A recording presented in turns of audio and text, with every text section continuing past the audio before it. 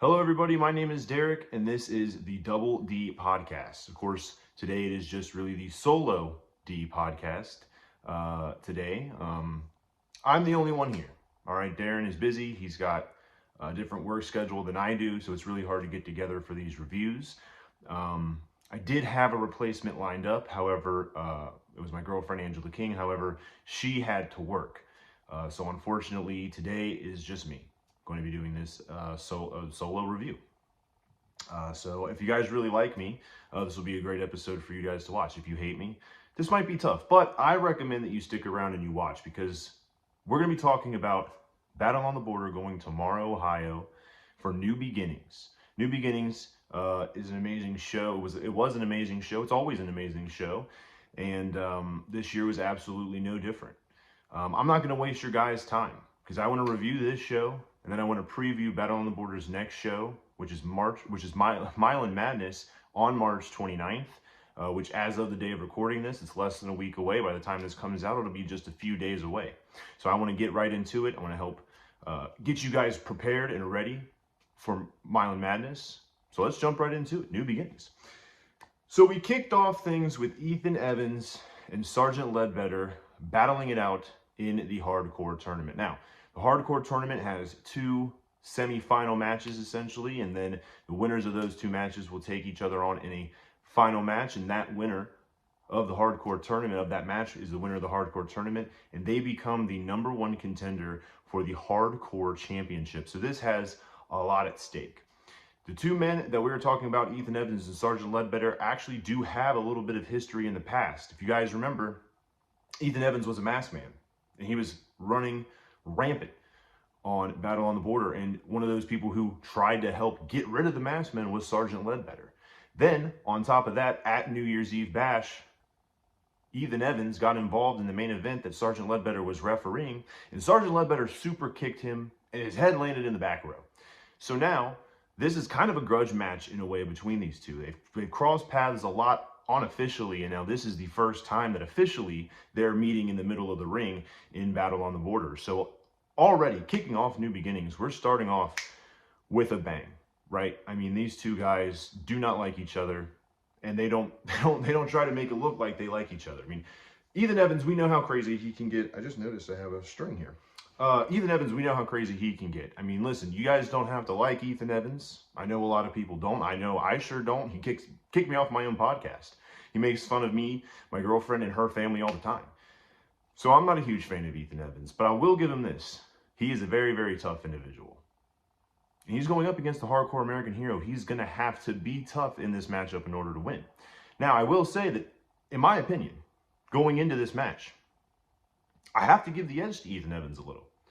Sergeant Ledbetter we haven't seen him in hardcore action in a while, and he has his mind in a lot of different places.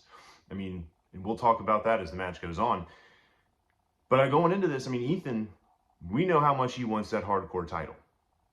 And I'm not saying Sergeant Ledbetter doesn't, but Ethan Evans he will do whatever it takes. So will Ledbetter, but Ethan's crazy. Ethan is not right in the head. As you guys can see from the videos that he puts out on social media rather, and I mean, they're unhinged. That's the easiest way to put it.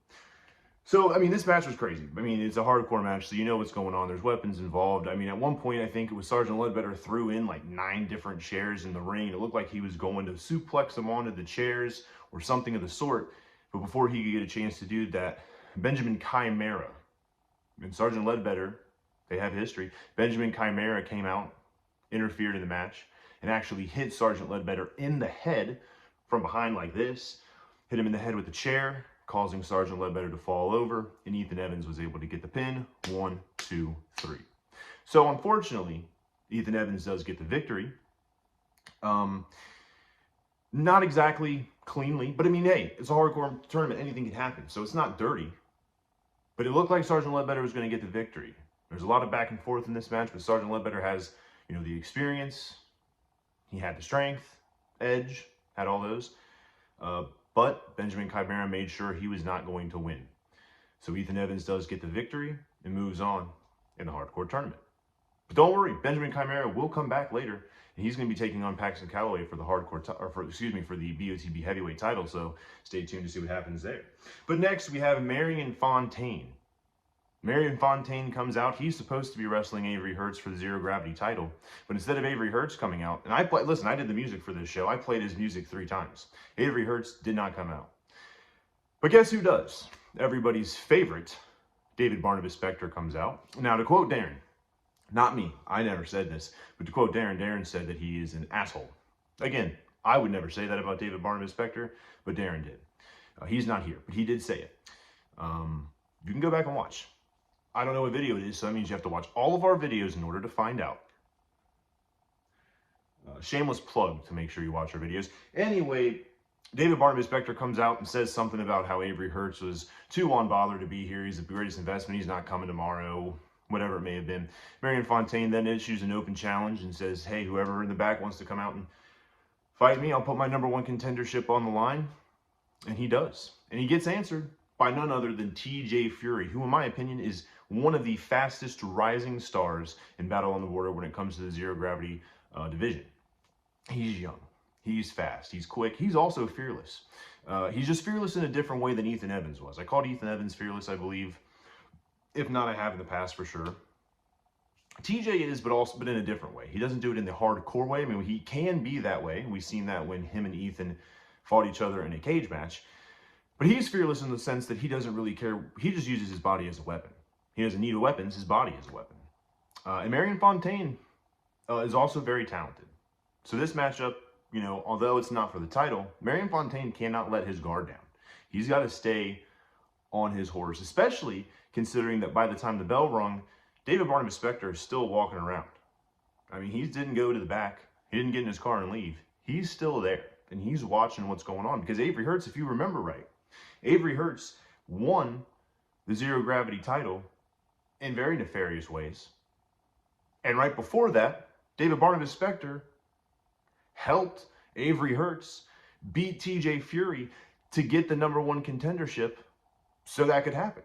So I don't know if Avery Hertz is a part of Darkness Worldwide, as Ethan Evans has called it, but it seems like there's a representation, sort of. I don't think Avery Hertz is directly linked, at least not that we've seen. We haven't seen Avery Hertz since New Year's Eve Bash, but I'd imagine that he's closely linked. Well, we have seen Avery Hertz since, but you get my point. We haven't seen those two together since since Moore's Hill Mayhem. So who knows if they're directly linked? But either way, he's sticking around. David Barnabas Spector is while this match is going on. Marion Fontaine and TJ Fury put on an absolute clinic when it comes to what you would expect in Zero Gravity matches. There was a lot of high, fast-paced action, high-fly moves. They looked like they were trying to outsmart one another. Marion Fontaine is a very smart wrestler. TJ Fury is also smart, but he's younger. He doesn't have as much experience as Marion Fontaine.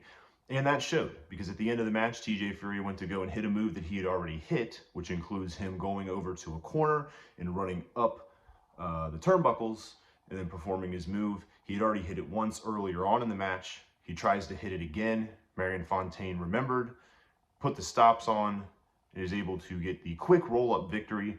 1, 2, 3, Marion Fontaine wins, and he stays #1 contender for the Zero Gravity title. However, we'll talk about that later when we're previewing Milan Madness. Something a little bit different has happened, but he does beat TJ Fury, and there is a mutual respect between the two.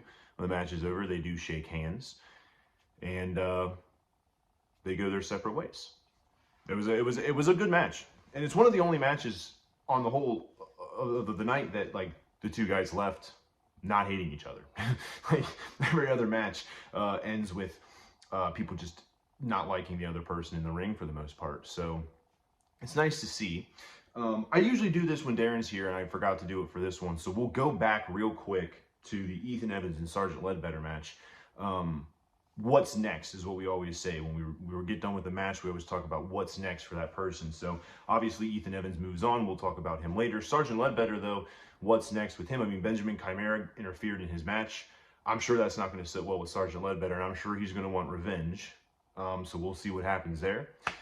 This match, though, Marion Fontaine does win. He's still #1 contender. What happens for TJ Fury? TJ Fury's kind of been, he's been in a weird spot right now. He's gotten some wins, he's gotten some losses. It just seems like he can't really find momentum. I think that's TJ Fury's problem right now, is that he's struggling to find momentum, and he's unable to get victories in a row consecutively. It's always like a win here, loss, win here, loss, win here, loss. So he's kind of in this weird spot. I think TJ Fury could have a huge 2025. 2025 is still very early. We're not even at the end of March yet. So I think 2025, by the end of 2025, if he can string together some wins, I mean, he could be Zero Gravity champion, or at least make the argument that he can fight for the title. Now, obviously, since we're so close to Milan Madness, I know what's happening at Milan Madness, but this is my thought process the day after the show.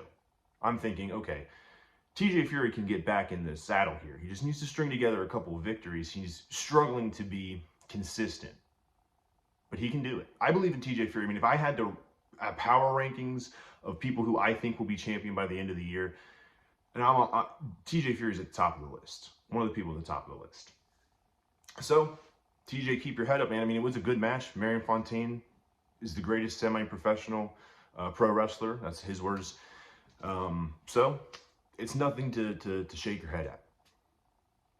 Next up, we have the second matchup in the hardcore tournament. That would be, of course, between Jeff King and Big Sherm.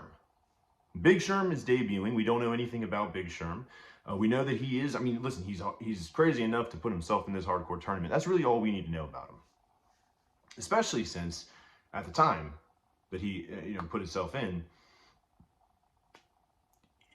he's throwing himself to the wall. You're putting yourself in a hardcore tournament. And I don't remember exactly how and when he threw his name in there. But we've seen some crazy people in the past in this tournament. So your debut match in Battle on the Border is in a hardcore tournament. I mean, that's got to give props to that. But Jeff King. Now, we know Jeff King. He had a crazy match against Ethan in Sunman Showdown. He lost his hardcore title to Hooks and New Year's Eve Bash. So, another one who is kind of struggling to find some consistency in wins and losses. But listen, there's one thing I know about Jeff King. It's that he wants that hardcore title back. I've gotten the opportunity to look behind the scenes a little bit with Jeff King, and that's all he talks about. That's all he wants is that hardcore title back, and he's going to do whatever it takes to stop it. And no offense to Big Sherm, right? Big Sherm, I mean, listen, I'm sure on a normal night against a normal opponent, he could have won. Big Sherm could have won.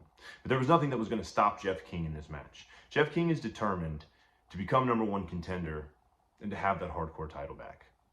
And Jeff King won. He did nothing wrong in this matchup. I mean, listen, it was close. I mean, there were some close calls. But Jeff King was on it. He was ready. I mean, he hit Big Sherm with the chair once. I mean, and it hurt me. It hurt my back. And Big Sherm gave it back. Listen, Big Sherm made his mark in the hardcore tournament, in my opinion. I think he made his mark in the hardcore division. I think this is someone who will be invited back. And I think this is somebody who, again, young guy. There's a potential, rather. I can't speak. There's a potential that we could see Big Sherm back in a big way. And we know that he has a lot of fanfare and Mouthy Mikey Anderson, because I was sitting right next to him, and Mouthy Mikey Anderson is mouthy, and he was very loud, and I heard that he was very supportive. So he has the fan base there. Will he be back? I mean, I hope so. The hardcore division is growing, and anytime we can get more people in the hardcore division, I'm all for it. But Jeff King did get the victory here, which means that in our finals for the hardcore tournament, it would be Jeff King taking on Ethan Evans, a rematch from Sunman Showdown. Then we had a very, very special treat for this match. But to set this up real quick, I wanted to talk about something that happened before the show. Before New Beginnings happened, there was a wrestling seminar that took place, and the hosts of the seminar, I guess, if that's the right way to say it, or the special guests for the seminar, rather, I guess would be the better way to put it, would be WWE Hall of Famer Ricky Morton and his NWA superstar of a son, Kerry Morton. and they did the wrestling seminar. I was a part of the seminar, and so I was able also to be lucky enough to get an interview with Ricky and Kerry Morton. So I just wanted to say thank you to Ricky and Kerry Morton for doing the seminar, allowing a doofus like myself to do the interview with them. And also, a special thank you for them to be on the show. It was a very, very cool moment to tell my mom and dad that, I got to talk to Ricky and Kerry in an intimate setting. I got to learn from them in the professional wrestling world. And then also I got to see them wrestle. My mom and dad, not to age Ricky Morton, but my mom and dad were showing me pictures of when they were my age, watching Ricky wrestle. So it was a very special moment. But they didn't, don't get me wrong, listen, they had no distractions. They were talking about it during the seminar about how much they were looking forward to taking the Dungeons tag titles. And listen, if there's anybody who can do it, it's Ricky Morton. How many times has he been tag team champion? I don't know, probably a lot. I'd imagine it's probably multi-double digits. It's probably up there in the 50, 60 times. Across so many different promotions. Who knows how many times he's been tag team champion. And at the time, and I still believe at this moment, Kerry Morton is I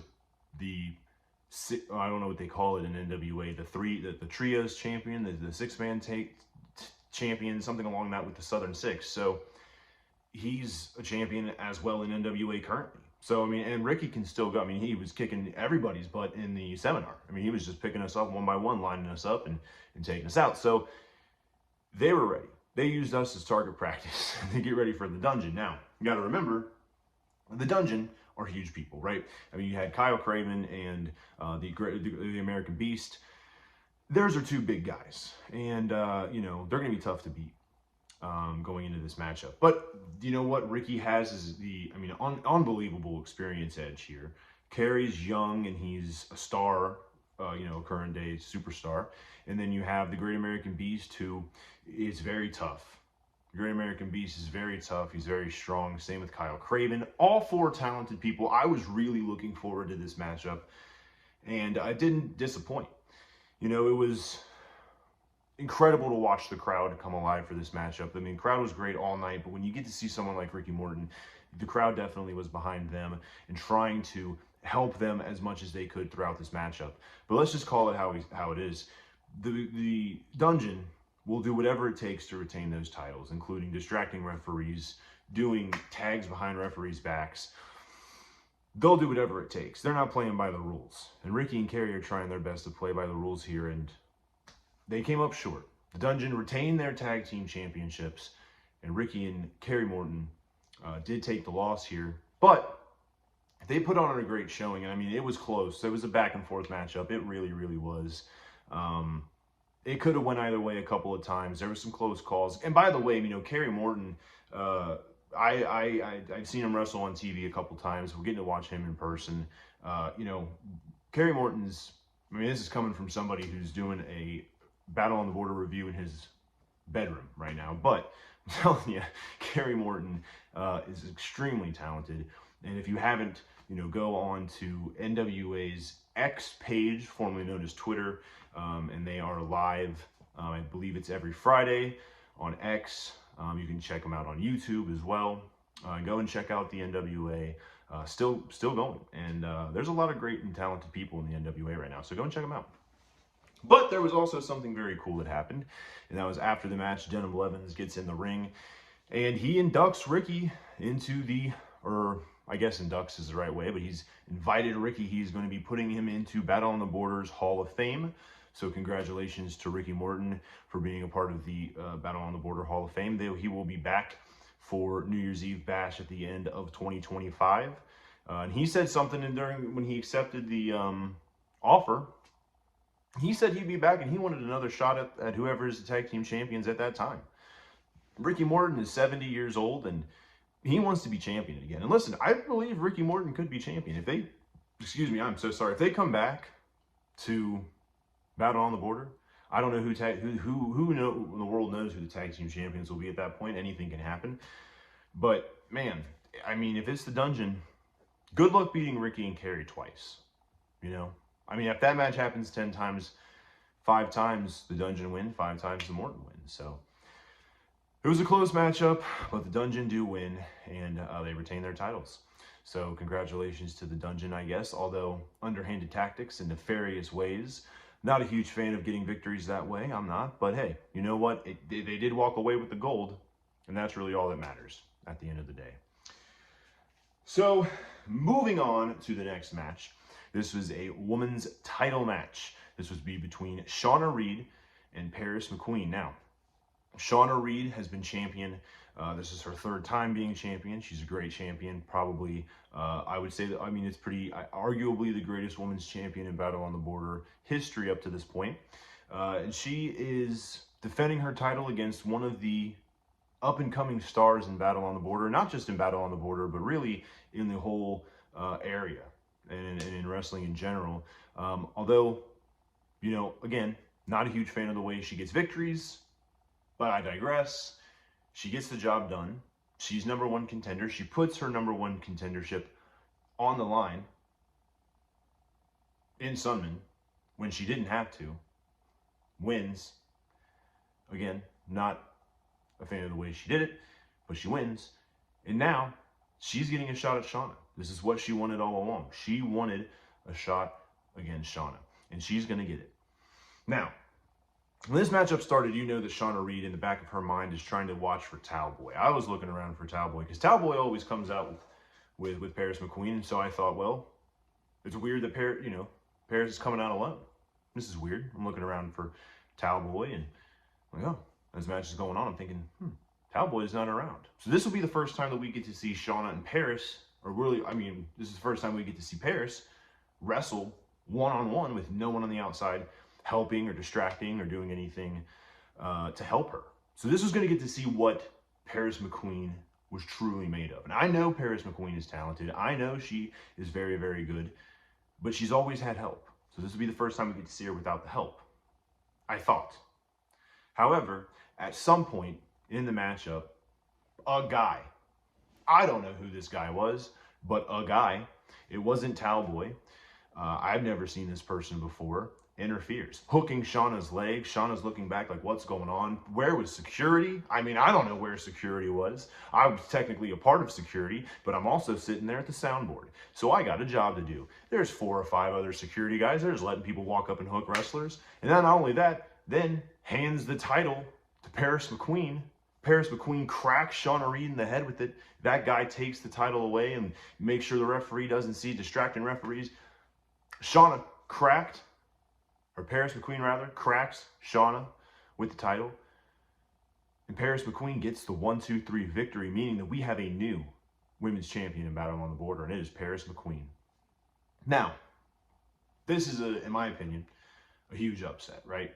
I mean, no disrespect to Paris McQueen at all. Again, very talented.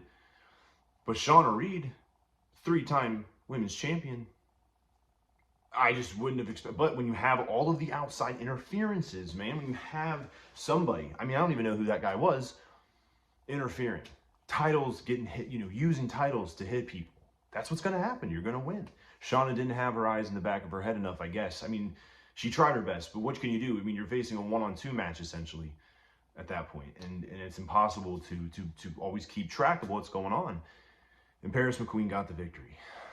So, that's that. We've interviewed a women's, one of the women's champions now. She's now women's champion. You can go and check out our interview with Paris McQueen. It's on this channel here. Again, not a fan of how she did it, but she did it. She is women's champion, and ultimately that's what, at the end of the day, she wanted. I mean, that's a quick rise to the top for Paris McQueen. What a quick rise. I mean, she debuted in Battle on the Border less than a year ago.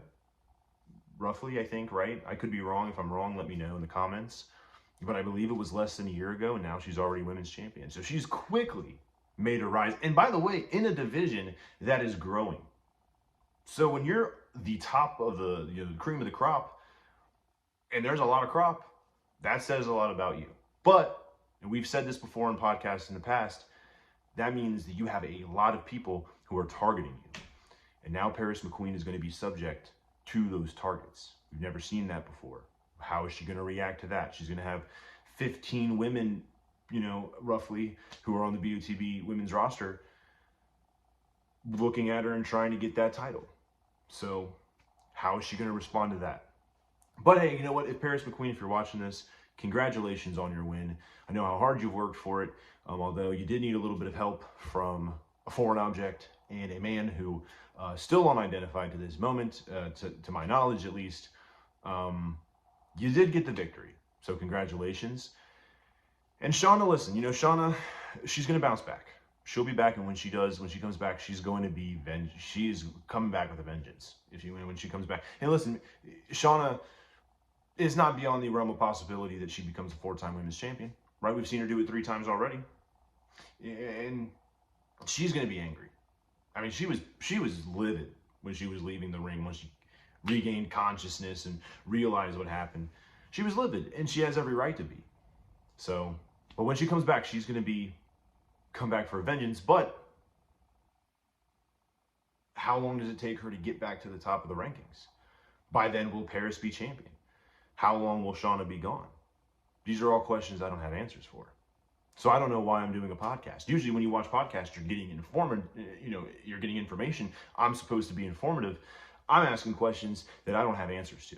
And that doesn't seem really helpful to you guys and fair. But I'm trying my best. I'm just asking questions here, man. Just asking questions. Moving on, we have Paxton Calloway, the longest reigning Battle on the Border heavyweight champion, taking on somebody who has also quickly rose to the top, somebody we've talked about earlier, and that's Benjamin Chimera. Benjamin Chimera has been coming around now for roughly about 6 months, I believe. If I'm doing my math quick, I believe it's been about 6 months. And I like him a lot in the way that he describes how he feels about Battle on the Border. He does love Battle on the Border. He wants to see it succeed. He thinks there's a lot of talented people here, and there are. And one of those people being Paxton.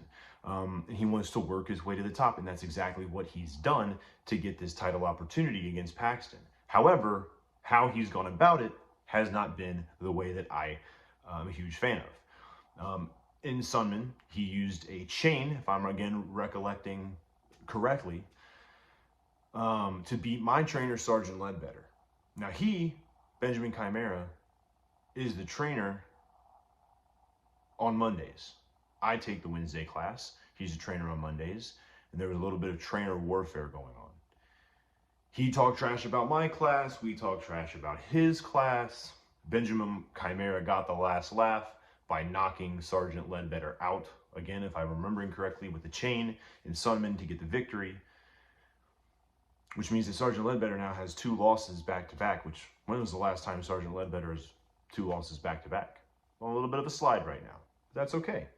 That's okay. Benjamin Chimera has not been on a slide. He's been quite impressive, actually, with his wins. And he's doing great with the Monday class. I hear they're doing great. So congratulations to them. And he's a great trainer. And they're going to be great wrestlers from the Monday class, the BOTB training school. But I'm not rooting for him in this matchup. I'll just be honest. I mean, he knocked out my trainer. I got a little bit of pride in who my trainer is, so I'm not going to be rooting for him in this matchup. And this is going to be a tough matchup for both competitors. So we're talking about Paxton. When you're looking at Benjamin Chimera, I mean, listen, Paxton has fought so many people for this title. When he won it, Paxton Calloway was emotional. He was super excited to be champion. I've never seen Paxton Calloway that happy. He's fought a lot of people. Every time he steps in the ring, we always say this. We always say, me and Darren always say, this is the toughest competition he's had yet. And then it continues to get tougher. And Benjamin Chimera is the toughest competitor he's had to face. When you look at Benjamin Chimera's size, when you look at Benjamin Chimera's experience, and you know that Benjamin Chimera is going to be willing to do whatever he wants, and yeah, Bobby Fulton's there, but Benjamin Chimera knows that Bobby Fulton's there. And he's not afraid to hit Bobby Fulton. He's not afraid to distract Bobby Fulton, do whatever he has to do in order to win. So this is a tough match for Paxton. But this is also a tough match for Benjamin Chimera because Paxton wants to win that title. He wants to keep that title. He's very proud of the fact that he's the longest reigning BOTB heavyweight champion, and he's not going to just give that title up. He's going to fight to the death for it. And good luck trying to hurt somebody who's 7 feet tall. I don't care how big you are. I don't care how fast you are, how smart you are, whatever. Good luck trying to hurt somebody that's 7 foot tall. Now, the saying goes, the bigger they are, the harder they fall. And that's fair. That's very fair. But I digress. World Heavyweight title match is on the line here. I'm very excited. It's not a World Heavyweight title. It's just a BOTB Heavyweight title. Sorry. BOTB Heavyweight Championship is on the line here. So I'm very excited for this matchup. And again, selfishly, I'm rooting for Paxton Calloway here because Benjamin Chimera did grab the microphone and started talking trash to Sergeant Ledbetter, because of course he does. Right now, those two don't like each other. They're just scratching the surface. These two are just scratching the surface of what is truly going on right now. This is going to end up being, I can just tell by the way things are going, this is going to end up, I wouldn't be surprised if these guys are just brawling at every show. I mean, they might have to have separate locker rooms. Things are just starting. Things are just really starting to heat up between these two, and that continues on in this matchup because at some point in the match, Benjamin Chimera does grab the World Heavyweight Champion. Sorry about that. My phone ran out of storage. So there you go. Anyway, as I was saying, what was I saying? That's right. Benjamin Chimera just saw Shauna Reed lose by getting hit with her own title. So he knows he can do the same thing to Paxton. And that's a good way to bring a 7-foot man down. He tries, but guess who saves the day? Sergeant Ledbetter stops him from doing so. A little bit of payback from what happened earlier on in the show, and also payback from what happened in Sunman. And so now the payback has been fulfilled. And of course, that leads to to Paxton Calloway chokeslamming Benjamin Chimera. 1, 2, 3 victory for Paxton Calloway, and he retains the title. Paxton has beat a lot of people. Paxton has been on an incredible win streak. Paxton has, well, win streak in singles competition. He's defended the title every time he's been given the opportunity. He has a huge opportunity in Milan, which we'll talk about here soon. What's next for Benjamin Chimera? As I said earlier for Sergeant Ledbetter, he's not done with Benjamin Chimera. And as I'm going to say now, Benjamin Chimera is not done with Sergeant Ledbetter. I know that at some point, these two will meet again. They will cross paths. And when they do, it is going to take the entire state of whatever state we're in, Indiana or Ohio. It is going to take the entire state to bring these two, to separate these two. I mean, it really is. So we'll see. We'll find out. But yeah. Paxton Calloway wins, retains the title. Moving on to the hardcore title match. It was supposed to be Hooks taking on John Wayne Mercer. However, John Wayne Mercer was unable to be there for the show. Hooks grabs the microphone and he said some unfriendly things about John Wayne Mercer that I'm not going to repeat, about not having rides to shows. I guess I just repeated it, but okay, sorry. And he issues an open challenge and says if there's anyone back there who is ready. Look, there's one thing about Hooks is that Hooks is ready to fight. He does not like when his opponents call off because that means that he can't wrestle. He wants to hurt people. He wants to get hit with weapons. He wants to hit people with weapons. He's a psychopath. Anyone who's in the hardcore division is kind of a little bit of a psychopath. You have to be in order to be a hardcore wrestler. So, who answers the open challenge? If you were there, you know. If you weren't, you don't know, and you're waiting for me to tell you, and I'm going to. That would be none other than Bomani. Now, we have not seen King Bomani in a while. He lost his tag team titles in New Year's Eve Bash, and he wasn't even there. Car problems. They put sugar in the dungeon, put sugar in the gas tank, and he was unable to make it. Surge defended the titles by himself and lost to the dungeon. This is the first time we've seen Bomani since. And I don't think Bomani was very happy about losing those tag team titles. And he was ready to take out his frustration and his anger on to Hooks. They were battling all over the place. In the ring, outside of the ring, up the stairs. There was blood all over the floor. There was blood on the wall, up at the ceiling. There was blood. I mean, it was just stuff everywhere. And on top of that, it was just an absolute carnage. Just mayhem everywhere. And this isn't even the final match. This isn't even the main event. We still got one more to go. So if this is crazy, if you think this is crazy, it's only going to get crazier. If that's even possible, that's what I'm thinking at the time in my head. It's like, it's going to get crazier? Is that even possible? These two battled it out. Now, we've seen Hooks and Bomani wrestle before in a hardcore match at Moores Hill 2 years ago, I want to say.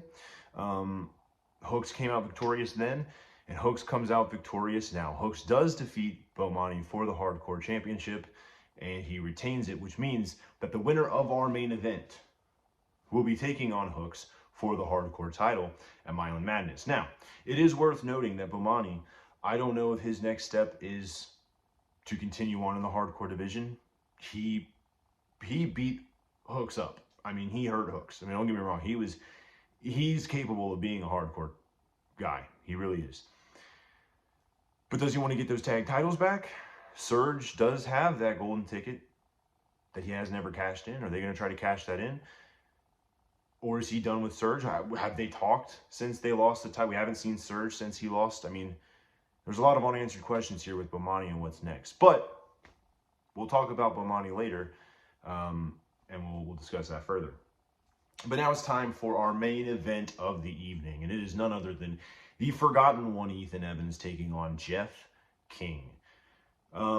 Ethan Evans comes down to the ring with David Barnabas Spector by his side, because of course he does. And Jeff King comes out to the entire crowd singing Enter Sandman while he's walking to the ring.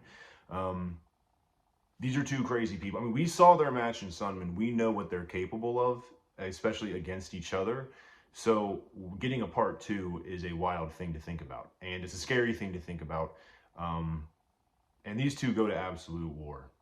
Again, I wish I could sit here and give you play-by-play of absolutely everything that happened, but you have to be there in order to see that.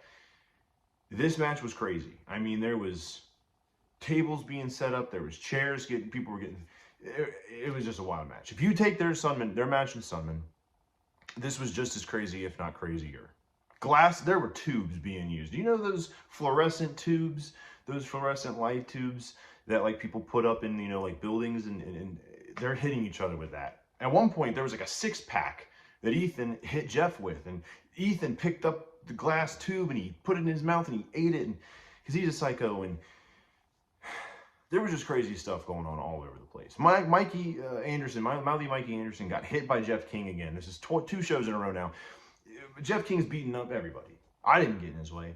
And at one point, Ethan Evans does bring Jeff over. Ethan Evans has control of the matchup. He's beating Jeff down. He actually brings him over to where me and my girlfriend Angela are sitting. And Angela is Jeff King's daughter and is just digging into his forehead right in front of our table, which I gotta tell you is pretty rude.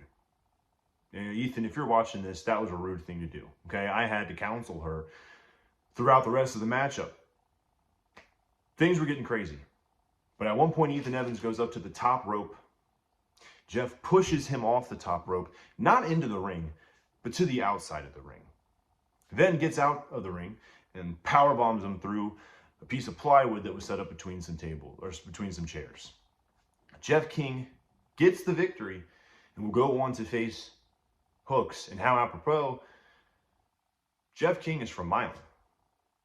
He's going to be taking on Hooks for the hardcore title in Milan. That was what it was. Jeff is a tough guy, and he was always determined because he wants that title back. But when it's in his hometown, he's going to be even more gung-ho to get it. He's going to be even more driven to get it. And he also doesn't like Ethan. Who does? I don't. So that helped. But, man, what a show. It was an absolutely great show. I love New Beginnings, and I cannot wait for Milan Madness. So let's talk about Milan Madness for a second. Now, Milan Madness will be taking place on March 29th in Milan, Indiana at Milan High School. This is going to be a show for the Dollars for Scholars program, as well as the Eli King Memorial that we're going to be doing for the show. So this is going to be a very emotional show. This is going to be a very big show. I mean, I'm telling you right now, this could be, and I'm speaking out of turn here because I don't do the numbers. I don't crunch the numbers here, but I do believe this could potentially be one of the biggest shows in Battle on the Border history. From what I'm hearing, word on the street is I live close to Milan, and people are talking about it.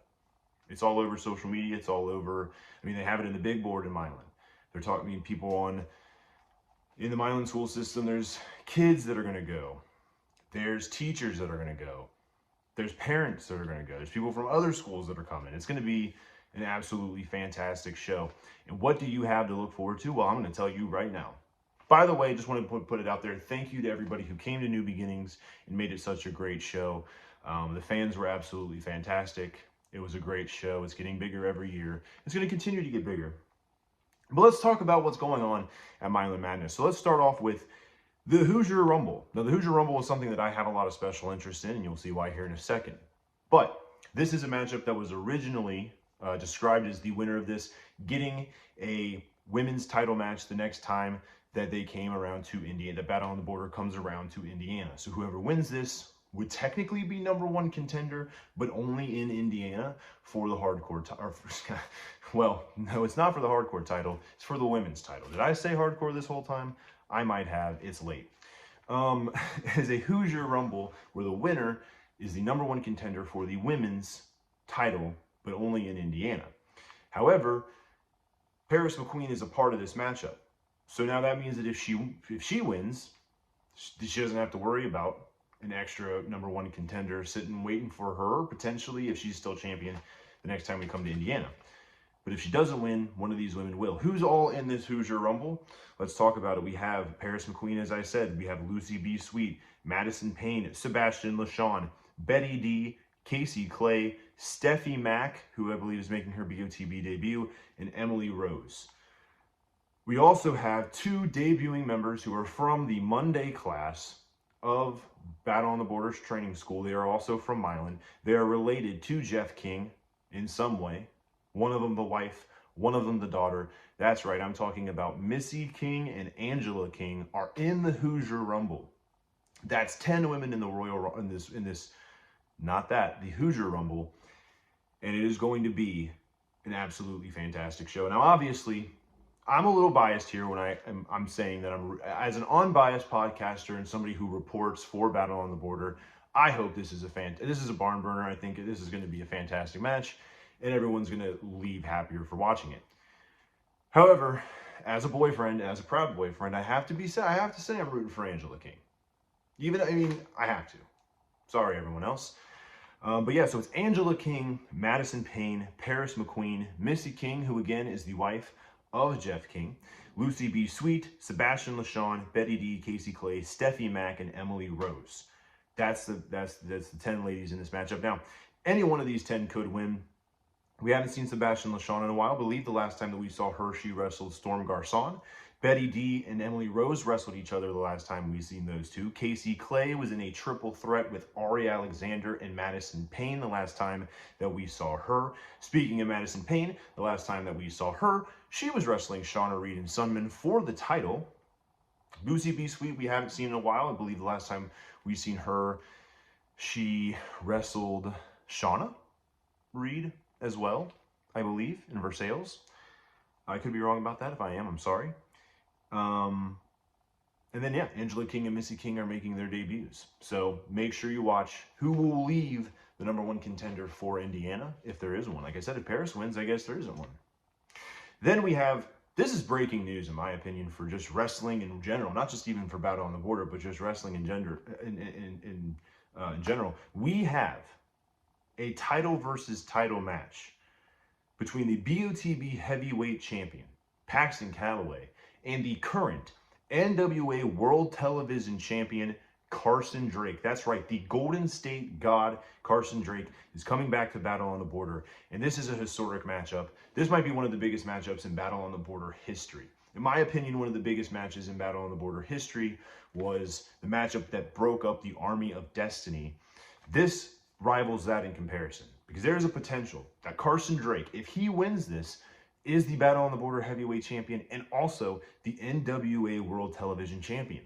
On the flip side, which would not be fun. However, on the flip side of that, what an opportunity for Paxton Calloway as well to walk away with the NWA World Television Championship. I mean, Billy Corgan, if Paxton Calloway wins this title, Billy Corgan's going to be so ecstatic. Who wouldn't want Paxton Calloway on their roster? So this is a huge matchup. Who walks away? Champion versus champion, title for title. Who walks away? This will be exciting. Then we have Benjamin Chimera taking on a debuting Donovan Cecil. Donovan Cecil has been seen on OVW down in Louisville. He's making his debut for Battle on the Border against Benjamin Chimera, who was on quite a roll up until losing to Paxton Calloway. So this is a huge test for Donovan Cecil, but also huge test for Benjamin Chimera. Can he bounce back? Can he get back into his winning ways against somebody who I've seen wrestle personally on OVW and also in person. He was at one of the seminars that we've had for Battle on the Borders training school. So I know what he's capable of, and let me tell you something. If you haven't seen him wrestle, you're in for an absolute treat. I hope he wins for selfish reasons, but also he's extremely talented, and he's also local. So Milan is down the road from Brookville, Indiana, which is in Franklin County. So that's like a 30-minute drive, roughly, from Milan to Brookville, maybe a little longer, 30, 35 minutes. So local guy as well. Then we have an appearance by King Bomani. That is what Denim has promoted. So King Bomani losing to Hooks at New Beginnings. Last time that we've seen him before that, technically, he wasn't there, but he lost his tag team championship at New Year's Eve Bash. So what is he going to have to say? What is he going to do? I don't know. It's just an appearance by King Bomani, but I can guarantee you this, he's probably not going to be happy. He's been on a bit of a losing streak here in Battle on the Border. So if you're in the ring when King Bomani comes out, good luck to you. Or if you try to, for whatever reason, if you were dumb enough to interrupt him while he's in the ring, or dumb enough to walk past him and bump him or whatever, don't do that. Stay out of King Bomani's way is basically my point. Then we have a grudge match, and this one is one I am looking forward to. This is Party Mike versus Creed Costello. The New Year's Eve Bash, the Bobby Fulton Rumble took place, and there were two people whose feet landed on the ground at the same time, and no one knew who won. There was $2,500 up for grabs, and it was between Party Mike and Creed Costello. Bobby Fulton couldn't figure out who won. Nick Wiggins and Nick Barney couldn't figure out who won. Denim didn't know who won, so he said, you know what, we're splitting the money down the middle, and at some point, you guys will have a grudge match to figure it out. So they're going to have their grudge match between Party Mike and Creed Costello. However, special ref is Bobby Fulton. So, begs the question, does Bobby Fulton have a certain person he wants to win, and is he going to give favoritism to that person? Is he going to call it right down the middle? Who knows? I mean, has Bobby Fulton spent a lot of time with these two? It's going to be an absolute banger of a match, though. I know that for a fact. Then we have a fatal four-way for the Zero Gravity title.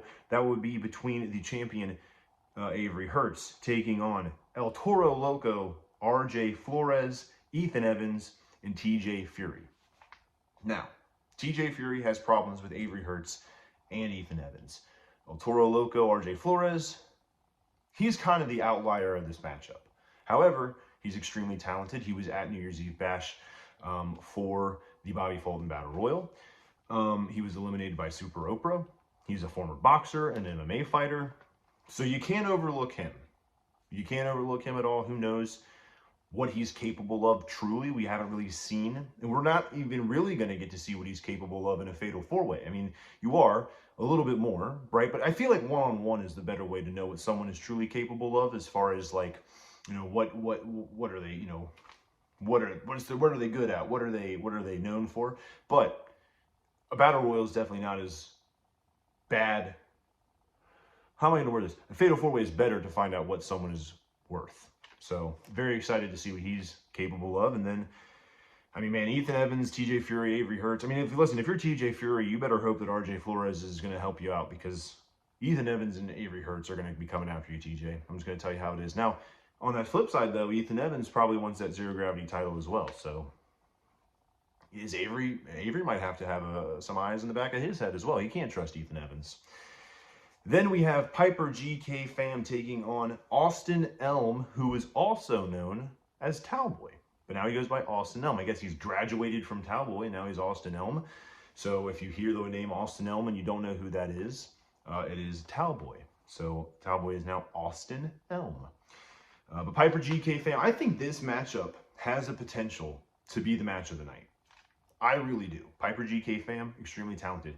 Towboy, I've heard he's very talented, but I don't know, because I have never seen him wrestle in Battle on the Border. Now, there's a potential that I've seen some, matches online. I've been doing a little bit of research, and he is also very talented. I believe this could be match of the night, so pay attention to this one. Ledbetter is issuing an open challenge. He's been on a bit of a skid lately. He's been losing some matches. He needs to get back into his winning ways, and what better way to do that than to just issue an open challenge to absolutely anybody on the roster. So that'll be taking place. And then, of course, the main event will be Jeff King taking on Hooks for the hardcore title. Jeff King in his hometown of Milan, Indiana, will be taking on Hooks for the hardcore title. Can he win in front of the hometown crowd? Or will he fold under the pressure? I don't think Jeff King is one who can fold underneath the pressure, but you know Jeff King knows that he's from Milan. Or excuse me, you know that Hooks knows that Jeff King is from Milan. I might have said that. You know Hooks knows that Jeff King is from Milan. So you know that he's going to be coming out swinging for the fences, and he wants to ruin Jeff King's homecoming. March 29th, Milan Madness. Make sure you're there. Man, make sure you're there. There's a reason why the Double D podcast is double and not solo, because doing this by myself was a bit difficult. I apologize if at any point in time during this I was talking too fast or I was mumbling. I was trying to get this done before my phone runs out of storage. I ran out of storage and had to clear a bunch of stuff out, and then I was able to finish this. So I'm sorry if this wasn't necessarily the best episode. I hope you guys enjoyed it, though. If you did, make sure you leave a like, comment in the comment section below. Make sure to subscribe, share with your friends and family. You can follow me on Twitter at